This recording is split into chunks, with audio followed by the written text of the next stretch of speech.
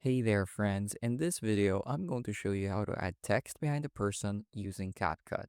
So I've got a clip here of a hiker on a mountain summit, and I want to add some text behind the person standing. So all I have to do is I'm going to duplicate the layer by holding Alt and dragging it. So this creates a second copy, and I'm going to put it above it.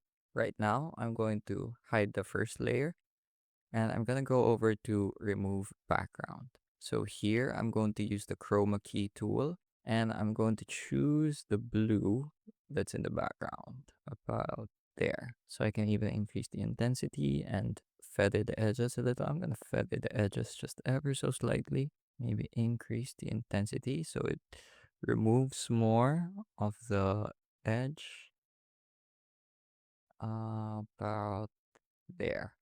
It doesn't have to be perfect. I just want most of this middle part of the video to be masked out. So now that I've added the chroma key, I can re-enable that first layer and then I can add my text. So I already have a preset here and I have a video talking about how to add text and change its properties and make it look good. You can watch that too if you want.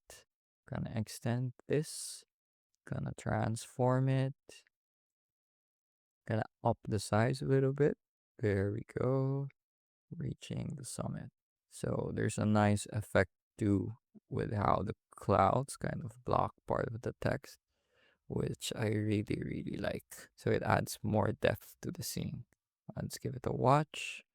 We can see the text is completely behind the person. Maybe bring it down a little so she's more centered. There we go. Yep. And that looks good. So that was how to add text behind a person using CapCut.